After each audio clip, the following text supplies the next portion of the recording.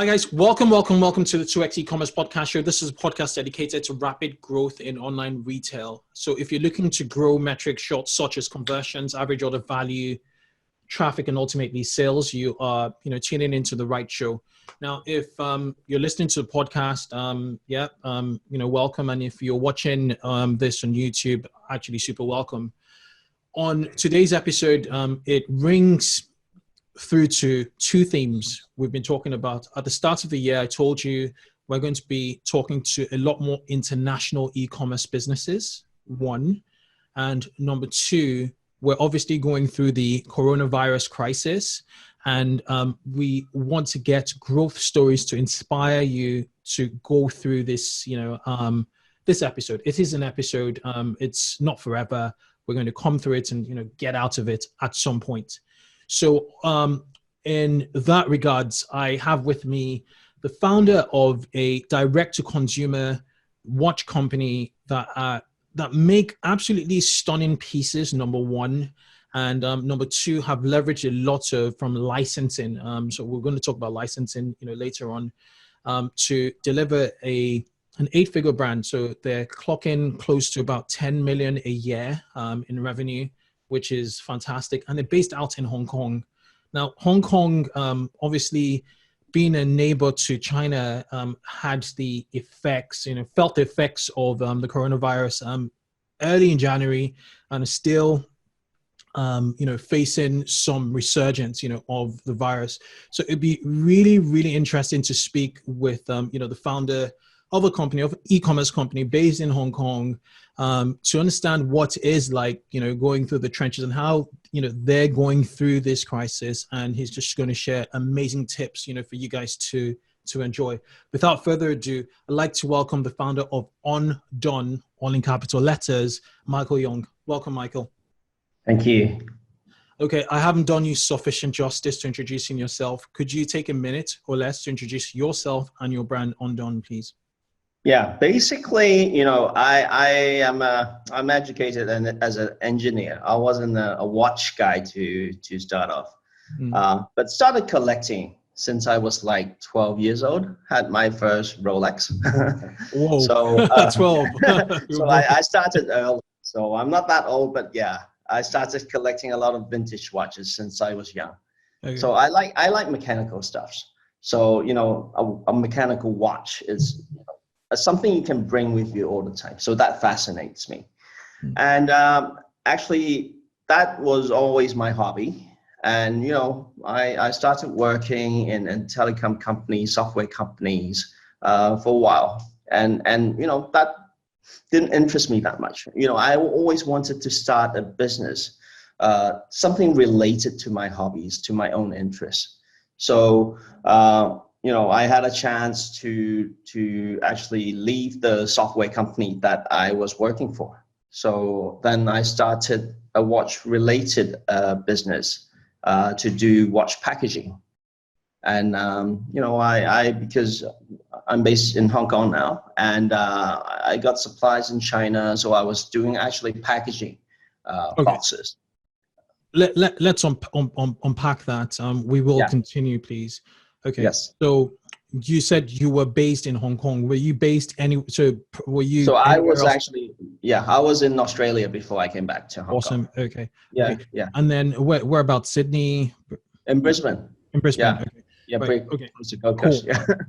Okay. And then packaging. What does a watch packaging company look like, and what company did you package for? Right. So basically, because I'm a collector, then I know what I want in packaging. So I actually met up with someone who supplies packaging in China. So then I started to partner with a factory in China to supply brands in Europe. Actually, I then went to find a partner in Switzerland, and they were supplying to the Swatch Group, to people like Frank Muller. They were supplying Omegas, AP, and all the big brands. So because the difficult part into getting into business in Switzerland is that they prefer to work with Swiss companies. So it's kind of impossible as an Asian-based company to actually work with all these top brands. So the step in was to get the partner, and I got myself in. So, Awesome. that was interesting, being a collector myself, to really see the world of, fine Swiss watchmaking. So are you saying that like an AP watch, a $30,000, dollar watch, the packaging is not done in Switzerland? It will be contracted to a Swiss company, but the Swiss company will outsource it elsewhere in the world, which could be Hong Kong or China. It could be everywhere. Yeah. Okay. I mean, super technically, fascinating. you're talking about Switzerland. I mean, looking at the population, if you take out banking, you take out all the cosmetics, all the other companies, there's not a lot of people left that is in the watchmaking industries. I mean, it's kind of like, it's impossible to make so much stuff in Switzerland. So they kind of have to outsource. Okay. It's not that they want to outsource, I mean, of course they want to make everything in Switzerland, but imagine, let's say, some company like Rolex, they make close to 1 million watches a year. So where are the Rolex watches made then? The Rolex is assembled in Switzerland. A lot of the Swiss watchmaking, I mean, the final assembly, it's in Switzerland, but a lot of the components, they come from everywhere in the world. Yeah. I mean, namely China supplies a lot of different things like packaging, displays, and other stuff. Yeah. We're truly a global village, it's fascinating, really, really fascinating. So how did you make that transition from packaging to DTC of actual watches?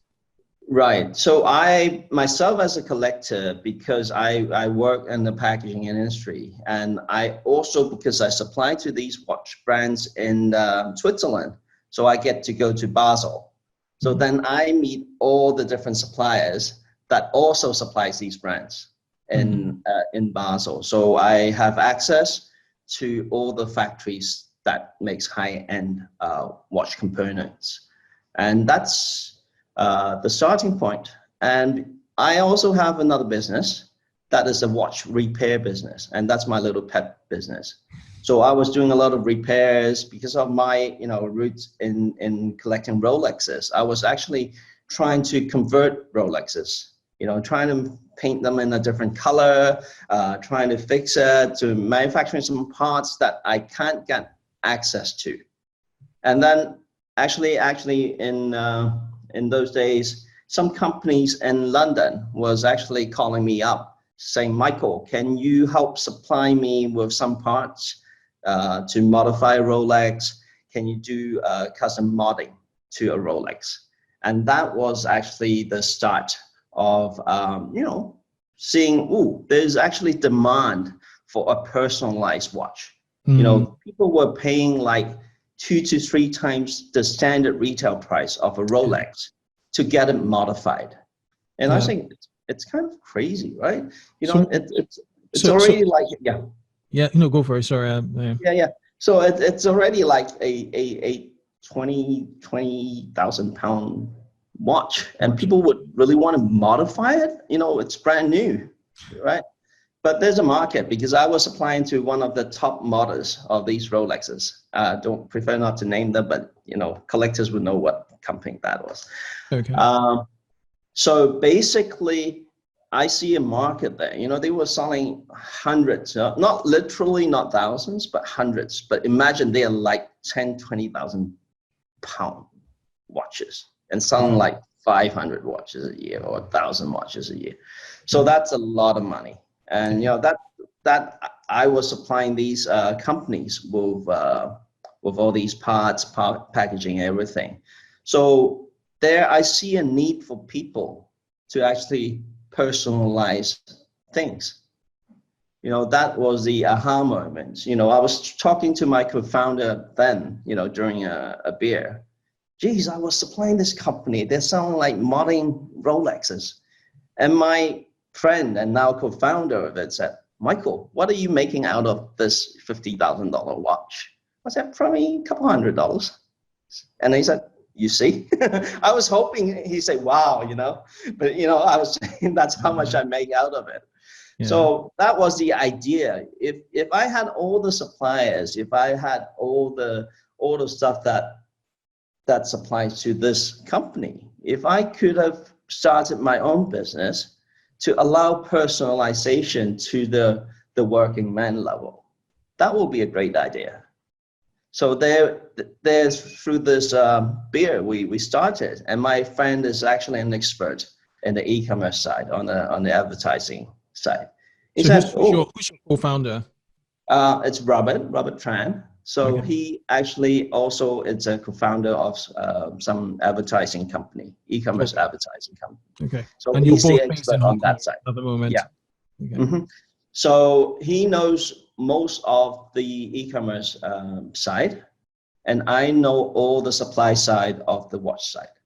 So that was a good partnership. So we started, and we say, because of e-commerce, the way they do business is very different to traditional bricks and mortar. Usually in a startup, you would ask your friends and family or using your own savings to pay for everything initially. But you say, let's think bigger. Let's think like an e-commerce company. E-commerce companies, they will look for angel investors. They will look at the speed of uptakes. They don't want to take 10 years or 20 years to develop a brand. So let's try to position ourselves as an e-commerce company, as a direct-to-consumer brand, instead of traditional watch brand.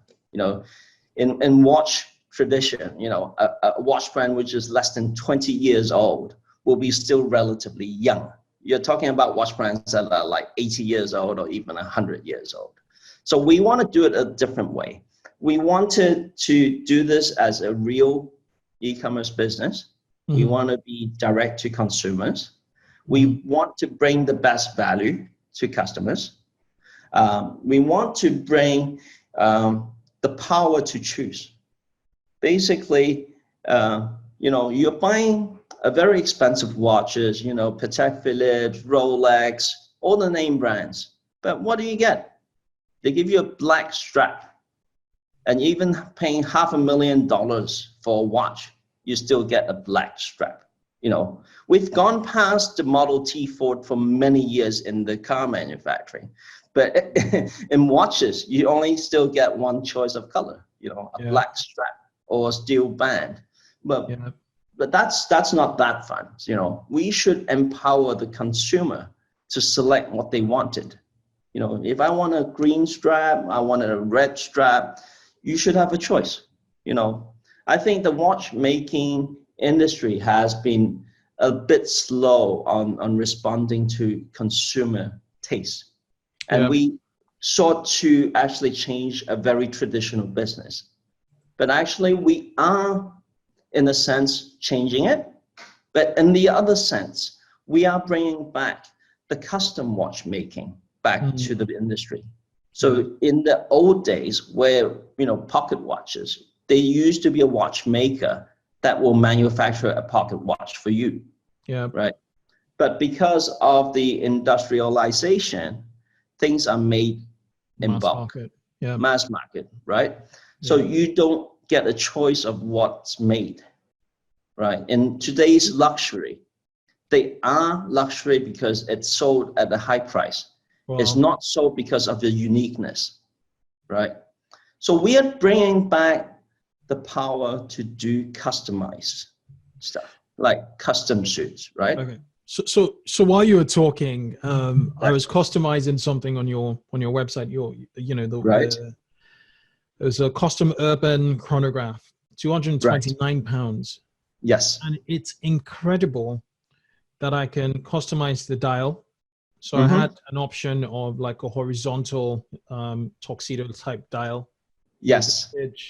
A white one with that's more vertical, and then a black one that's more vertical. You choose it. Right. You can put your initials in it. Yep. You could put your movement in it. It's like a VK61A. We need to talk about movements because that's confused me. Okay. That's another one. And then you could change your case. So there's like pink gold, or rose gold rather, gold, black, silver. Guys, listen on. Then there's the hour, minutes, hands. They're like 1, 2, 3, 4, 5, 6, 8, 9 options. leaf, batten, and slim. So 9 times 3 is 27 options there. Yeah. And then there are literally millions of combinations. There's a second hand, then the strap, and it's still freaking £229. Yes. But look how do you do it? How do you do it? How do you scale customization? Because that's a massive issue. How do you get? I noticed that you're on Amazon. What do you do with Amazon? Is quite straight in terms of what you could do on a product listing, and just due to the scale of it. So how do you scale out when you're going multi-channel, and how do you even scale from a production standpoint? Right. I think you've actually shown why we can do it, because while you're customizing your watch, I'm talking to you, meaning that I'm not serving you. Okay. You're just talking to my server, right? So, but in a traditional bricks and mortar business, you will be talking to a salesperson. You will take forever to customize your watch. And if you're in a shop, let's say it takes 2 hours to customize a watch. It doesn't make any business sense. How many watches can you sell through a shop doing customization, right? Yeah. But now you're doing it on a computer, the interface, the web interface. That's all you're talking to. You're not talking to Michael Young to customize your watch. You're talking to my program. So that's how we scale. We can literally have millions of people all customizing at the same time. Yet, I'm not spending 1 minute of human time interacting. I get the technology bit. Yeah. But like that, my order I'm about to make, or likely make an order, by the way, is going to be pushed out to your operations or your back end. Which is only next door to me.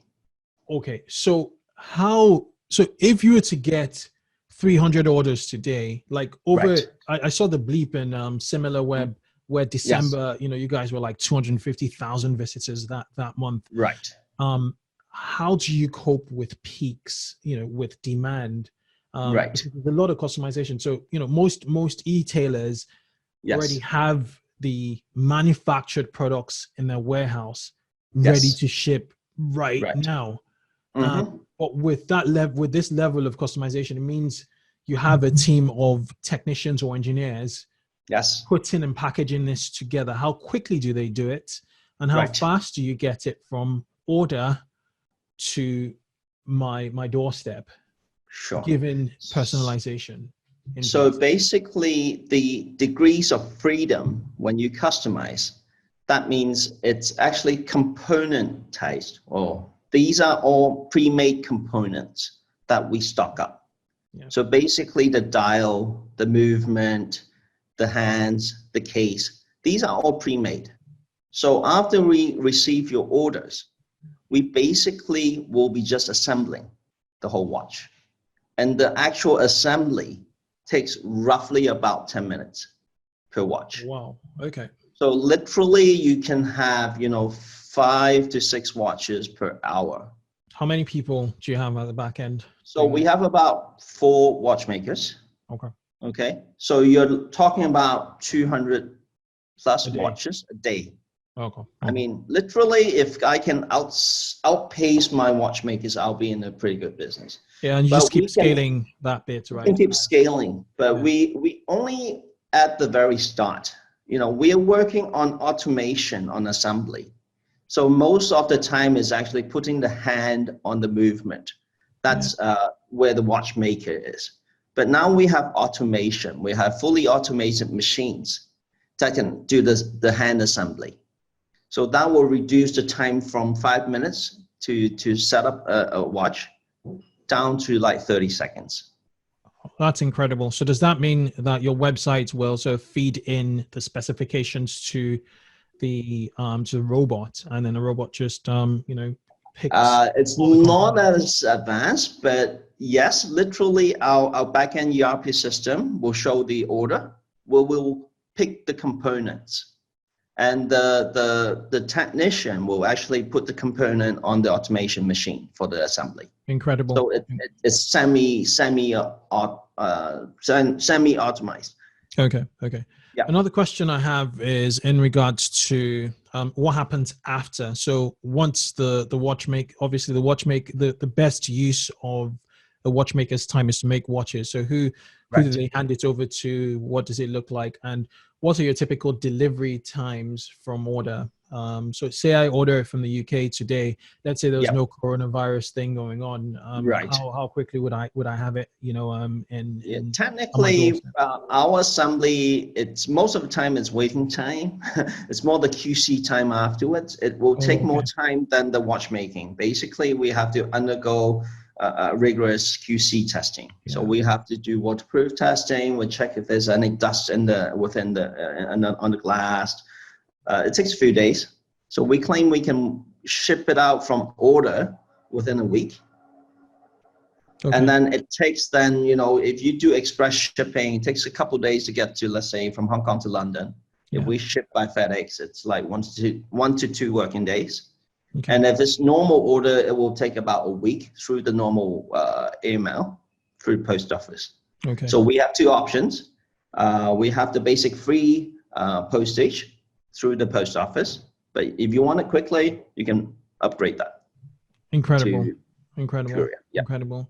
I'm still quite impressed by the price point. How with the overheads, the air overheads, you have your watchmakers. You have the watch designers. You guys are churning out designs. You have the licensing fees because you have a Batman series and many other licenses. So, and then your price point is less than £300 or $300. So how do you manage all of this and still? What are your margins? What are your gross margins like in the business at this point? We are like 60 to 70% gross margins. Whoa. Okay. The reason why we do it is we are fully integrated. So we are like a real watchmaker. We work with all our component supplier directly. When we talk about case suppliers, we work with them directly. Suppliers like the movement, we get them from Seiko directly. So we skip all the middlemen in between, and everything is housed in the same office. Vivian's our PR, but she is actually next door to the watchmaker who's assembling the watch that you probably just ordered. We have our watch designer in the same room. We have our web programmers in the same room. Literally when we do any programs from manufacturing to marketing to PR, everything is within a stone throw away. So this is a fully integrated company from the manufacturing side, from the marketing side, from the design side. So we actually, I think we'll eliminate a lot of costs, all the friction to do business because of this, because everyone's within the same room. We don't have to say, oh, can I have a meeting somewhere, 2 days later? We do everything in an instant. We literally can do a special, what we call drop, a special edition. I've literally done it within like 24 hours. We designed our marketing decided we need something for this month. I designed the product. I changed the printing on the dial, and literally we had the program out within 24 hours with a product for sale on the web, all programmed up. I think that's kind of like impossible anywhere else in the world. Not just talking about watchmaking. You're talking about product, direct to consumer product. That's, I think, the future way of doing business. It's incredible agility. You guys are hugely agile. And that's how like a lot of some of the best software companies actually work. You're applying those agile techniques, but in the physical products, we are actually bringing more like the tech side into a physical product, which is what Tesla is doing. That's how Tesla operates. But even Tesla, they only have an interface for you to order, but they still need the time to deliver the product for a while. You don't get your Tesla car for a while. For us, it's like designing something and then like next day you have the real product.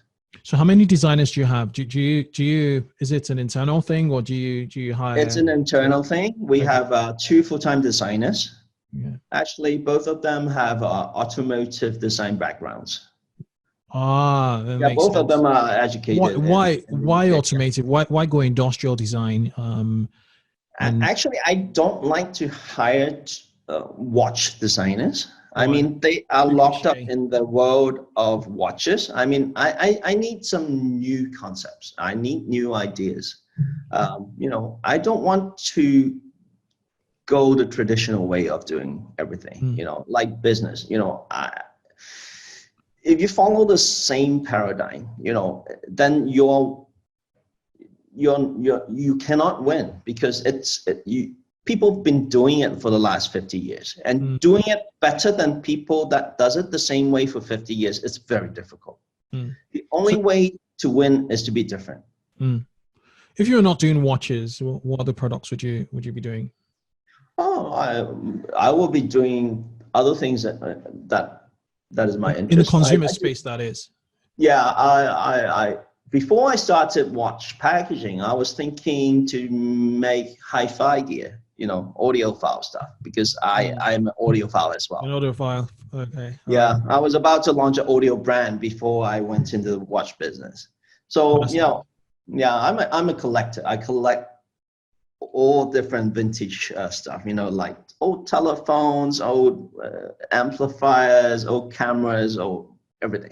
I have a whole warehouse full of those stuff. Yeah, you're a man of taste. It looks like. Yeah. I'm just looking for. Okay, before I do that. Okay, so so I'm just so moving forward. So yeah, let's talk about movements, and then we'll talk about this coronavirus thing. Right. So in terms of movements, what are your favorites, you know, movements? Basically we use everything we use is supplied by Seiko from Japan. Okay.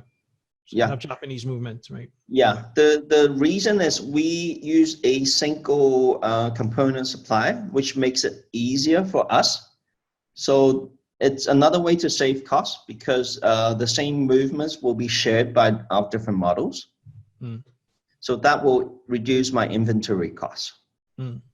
So I think the one trick that we have with UNDONE is that a lot of components are interchangeable. Let's say the watch hands, because if it uses the same movement, that means the hands can be installed. So even if I design a new case or a new design, I don't have to completely set up the inventory for it. So the movement is kind of like a motherboard in a computer, and then it's like the engine. I mean, it's like a car engine. You know, you can have it in a passenger car, you can have it in a sports car. Okay, so how does like a Swiss, you know, movement compared to like a Japanese movement? Why are watch enthusiasts like you so concerned about like movement and watches and stuff like that? Right. I mean, in terms of the watchmaking pedigree, of course, the Swiss, they are made well, but the downside of it, it's expensive. And the other side will be they're limited in supply. So if you want to say buy 1 million, you know, Swiss movements, I think it's kind of impossible. So the other extremes will be the Chinese made movements. You can buy them in bulk, but unfortunately, the watch movements you can source from China are not that reliable. So you will take a lot of time to sort through the quality issues. So the in-betweens will be the Japanese. The Japanese have relatively good quality, but yet the price is more controlled. Okay. Are these automatic, or are these battery powered? How do they? Quartz movement. Quartz, we have both. We have quartz movements, and we have mechanical movements. Okay. So both of them we use. Yeah. Okay. Fascinating. Okay. So before we jump into coronavirus, when did you start UNDONE? What year exactly did you start UNDONE? Exactly when the company was registered was like 2015, but it was actually quite dormant for the first year or two. You know, the idea was there, but we didn't really pick up our axe. You know, we had some, you know, designs on the drawing boards. I think when we became active was more like end of 2016. Okay. So we had our first model out, and then we designed a second model. Because the first one, when we launched it, it wasn't that successful. So 2017 was your first serious year? Serious business, yes. Because yeah, okay. after the first product launch in 2016, which was our aqua diver, because we had, you know, no following, and you're just starting out of the blue. Yeah. I mean, nobody knew who you are. You talk to anyone in the business who wants you want, you know, people to cover you. They don't want to do that. So we decided, we'll do a cheaper version. You know, we'll do what we call now the Urban Series. And I ordered something for Christmas. That was like in October. But unfortunately, there was a delay in manufacturing. They would say the earliest time I could get my products will be probably end of November. And I say, gosh, how am I going to sell my Christmas orders when I only get my products in by end of November? So I was thinking, how do we get out of this? How can I sell watches without having watches? That's kind of difficult, right? Yeah. So the idea popped up was, let's do crowdfunding. Okay. So we decided to do crowdfunding with our next series of watches. On what platform? On that was Kickstarter. Okay.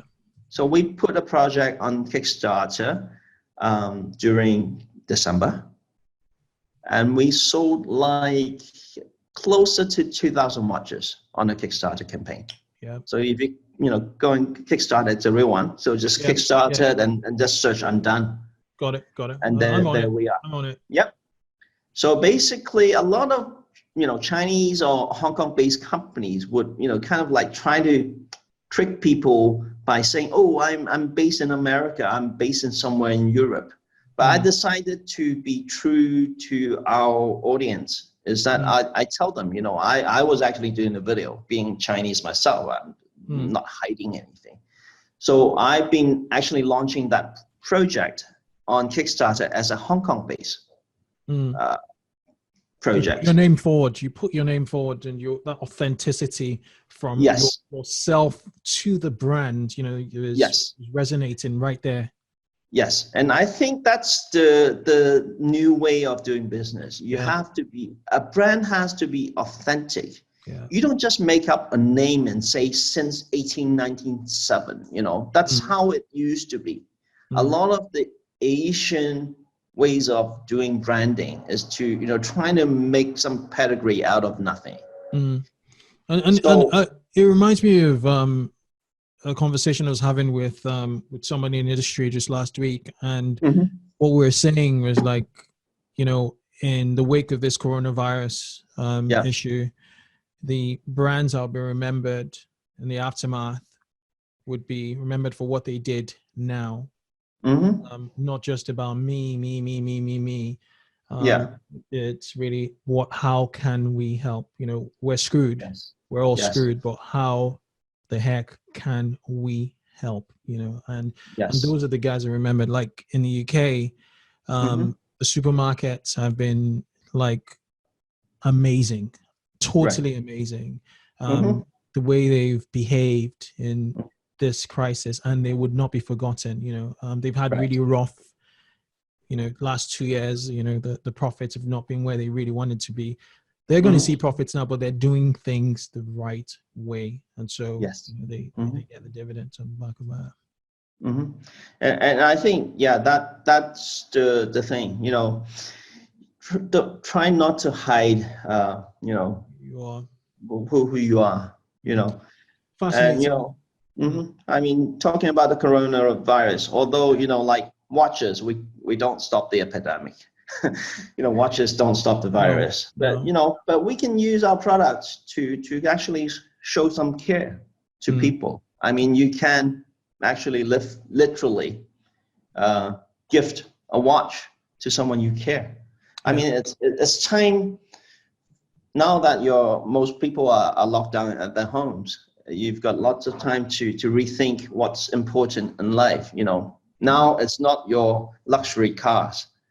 I mean, it doesn't matter how much money, like Prince Charles has it, how much money he has, right? So it's not about money. It's about, rethinking what's important in your life. Absolutely. And for us, we are trying to launch a new campaign soon, is that for people to actually show that they care. It's like, maybe it's a memory, because our watches can be customized. You can put a photo of a specific memory. Yeah. So you can probably send that watch to someone you care. Yeah. We're not trying to make money out of things. It's interesting. A member of our community, our Facebook community, he sells like personalized gifts. So he sells frames, wooden frames. So if you send a photo to him, he'll carve it out in a wooden frame. I don't know how to do it. It's like it's laser, carved out there. So he's changed. He was going to do Mother's Day and all that kind of stuff, and he's just changed it to I care, and the feedback from the market's been incredible, because he understands what people are feeling right now, and he's fine-tuned his product to sit there, and he's seen incredible success. And I think that's important, because it's not the money-making side. I mean, of course, we have to try to maintain the business. We don't want to fire everyone, That's why we kind of like have to streamline our marketing to show some care to the society. I mean, not putting money-making as the top priority. It's about, catching people's emotions. I mean, you can take everything from a positive way.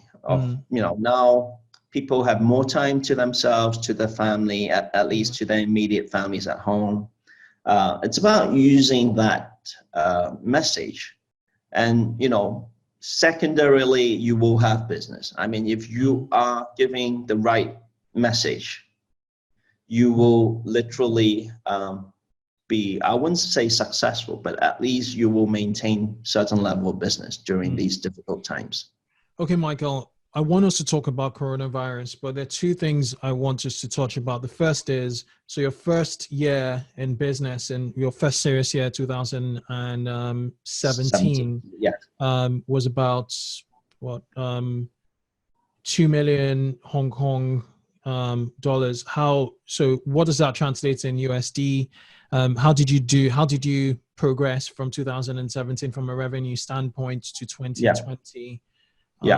And then the second question, I'll ask you the second question shortly after. Right. So, that was the first serious business was the Kickstarter program. So we took in about 200K US out of that.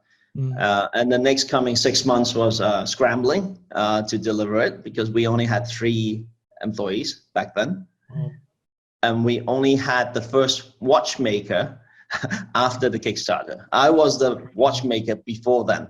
I actually personally assembled the first 500 watches out of UNDONE. So that progressed from there. Lucky thing was we have some seed angel investors in our company. So we were investing a lot in our online advertising. We were doing a lot of Facebook acquisitions. Internally or with an agency?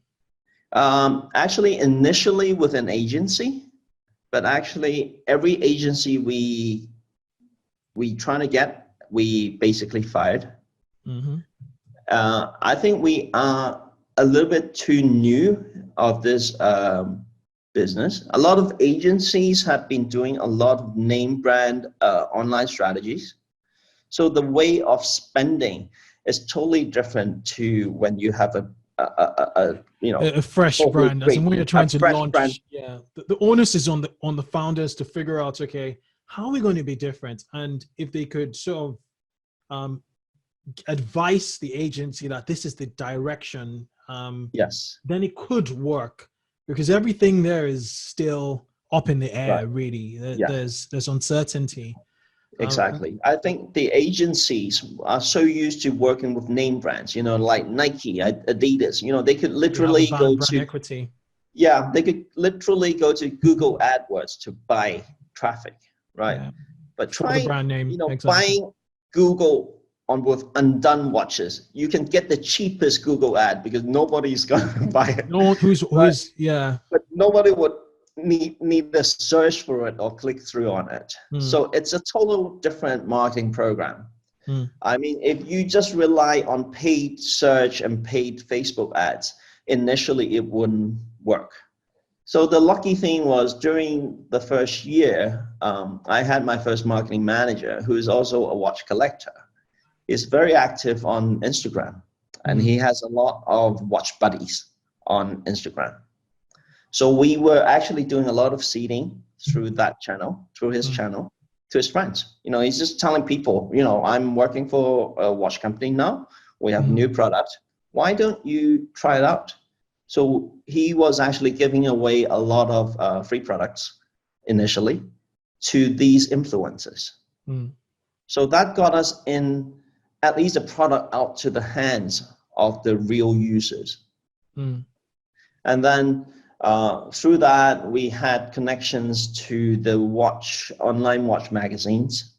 So because of these watch enthusiasts, a lot of times they are contributing editors to these watch online magazines. So we started to get some traction within the online media with this product.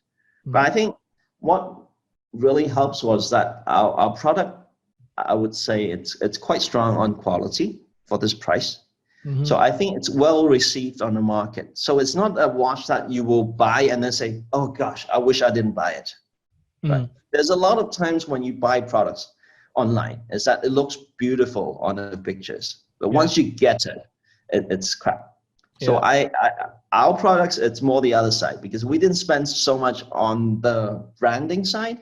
Our initial photos wasn't that great, and a lot of people were saying, gosh, your products are much better in real life than your photos. Exactly. So, which is what you want, really. You want to over deliver and under promise.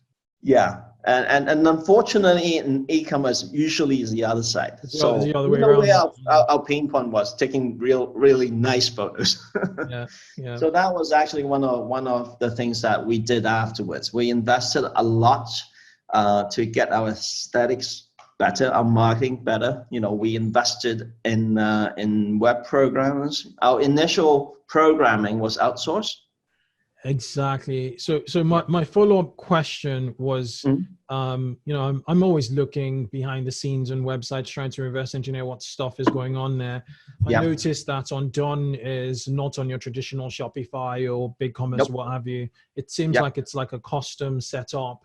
Could you shed some more light? I know you're not, your co-founder is more into the e-commerce bit, but I've been selling software for a few years, so I know my IT stuff. What is the platform? What do you guys run on? Okay, initially I was doing the website, and we were evaluating different platforms. Everyone was using Magento for the platforms, but unfortunately our customizer makes it extremely difficult for the warehouse side, because we have no fixed SKU. Every product is different. So if you talk about SKU numbers, wow. Yeah, so we only have components. We have SKUs for components only, but not the final product. So if we use a final product SKU, we might have 2 million SKUs.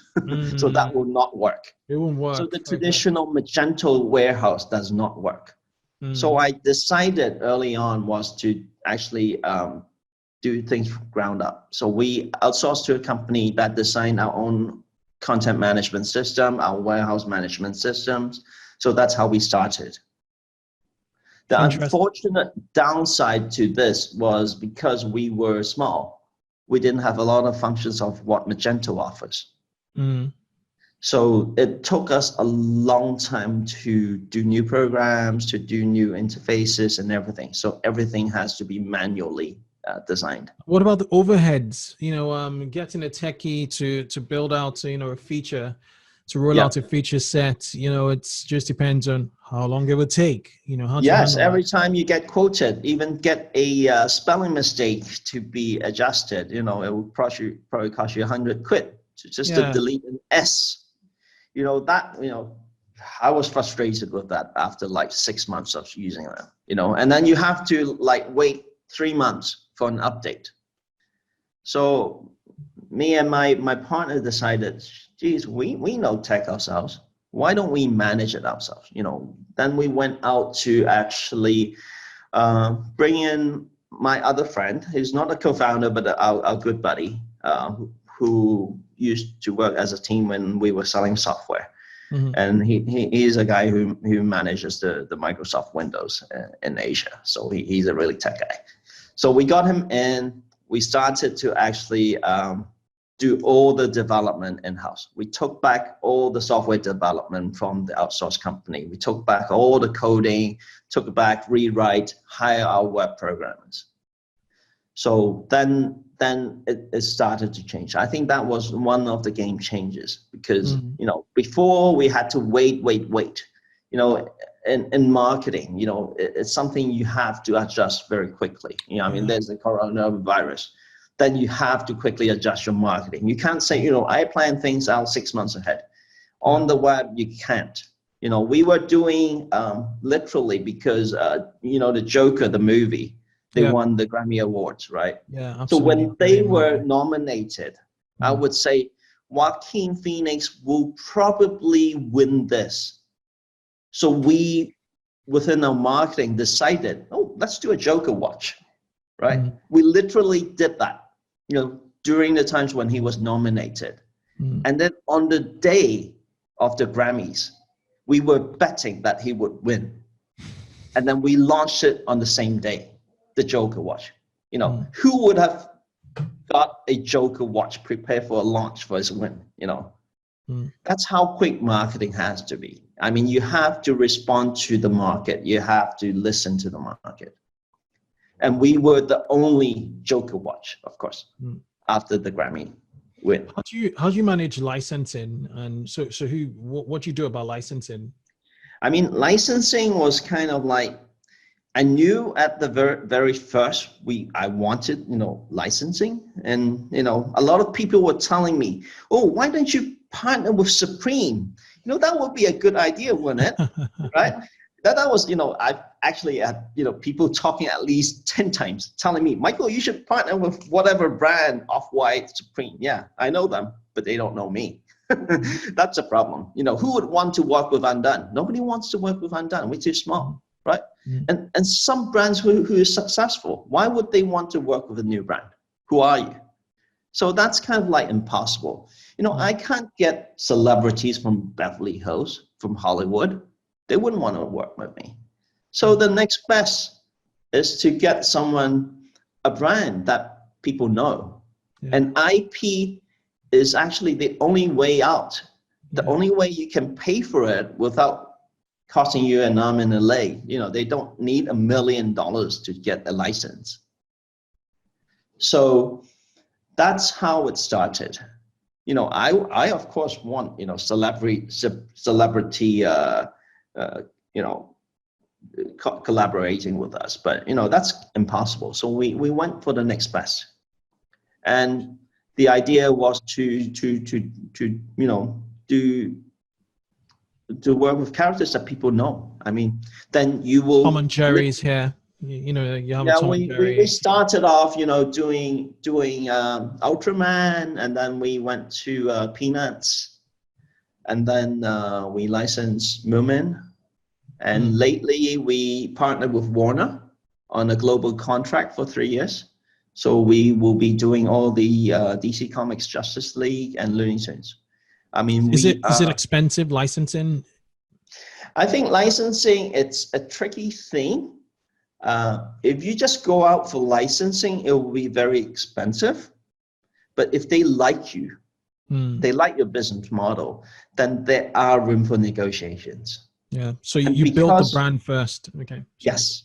Yeah. So when you build the brand first, because honestly, we are not in there to make the licensors rich, because we don't have money. But we have a very interesting model for these people because of our customization.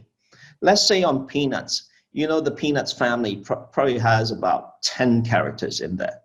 And most people, when they license an IP, they would only take the most famous ones. Like, let's say from Peanuts, they would take Peanuts, Snoopy, and Charlie Brown. And that's probably it.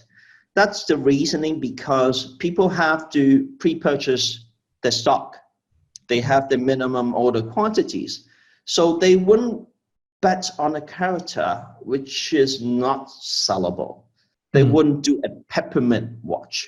Who would do a peppermint watch, right? So these characters never see the light of the sun. So they never will be released. But with us, we have the customizer. We can print the dials after an order comes in. So we can literally put the whole family of Peanuts onto our customizer. So that would not cost me a dime in inventory. So I think to the licensors, that's a very interesting proposal. We can present the whole family of Peanuts. Which is a brand uplift, yeah. But none of even the biggest watch brands would ever care to do it. They would always just do the Snoopy and Woodstock watches. Focus on one character, exactly. So we are taking IP on a very different route. We are also helping out the IP to expose the whole set of characters. So that's a very different way of handling licensing. Incredible that you're so full of knowledge, and as in we could have a full episode on just how you successfully launched your Kickstarter campaign. As in you're that insightful, I have to say. What we should probably do is close this conversation up. I'll end this up with a fire round, and we could just spend another 10 minutes to talk about coronavirus if you have the time, as another episode. So we'll get 2 episodes in, but this one is really entrepreneurial. I'm sure we're going to get a shed load of downloads on this, just because of the value you've put in here. And I don't want to sort of layer in coronavirus crisis into this. I think we should have a separate conversation on that one. What do you think? Sure. Yeah, sure, definitely. Brilliant. Okay, so before you go, I have what's called a lightning round. Okay. Essentially, I'm going to ask you about 7 questions, right? And then if you could use a single sentence to answer them, it would be awesome. Right. Okay. Okay. So ready when you are. How do you hire people? I don't look at resumes. I talk to them. Awesome. Okay. What advice would you give to yourself 5 years ago? 5 years ago, I would say I wouldn't advise. Just do it. Okay. All right. Are you a morning person? I'm sorry, a morning person? No. Okay. I think positive. What's your daily morning routine? Take a shower. What 2 things can't you live without? I can't live without my watch. Yeah, good. And my TV. TV, okay. What book are you currently reading? What's the name of it? I had one I never finished. I basically gave up reading books. You're a doer. Yeah. Okay. I used to read a lot of books when I had to do my PhD, which I gave up to. You're in business. Okay. Finally, what's been your best mistake to date? By that, I mean a setback that's given you the biggest feedback. Okay. That was setting up the factory for packaging, managing a factory. Okay. Brilliant, Michael. It's been amazing having this conversation with you. We're going to touch base again, just talking about how you went through the coronavirus. That'll be a shorter episode. Guys listening, you can go to UNDONE.com. It's just UNDONE.com. Fantastic, interesting. It's a custom build. Site loads absolutely quickly, given the fact that it's a custom build. You're not running on any, major e-commerce platform. The products there are great. Michael, if people wanted to follow you, are you active on social media, or should they just follow the brand? Just follow the brand. Awesome. I like that. Okay. Thank you so much for, turning up. I really, really enjoyed this conversation. Thank you so much. Appreciate it. Cheers.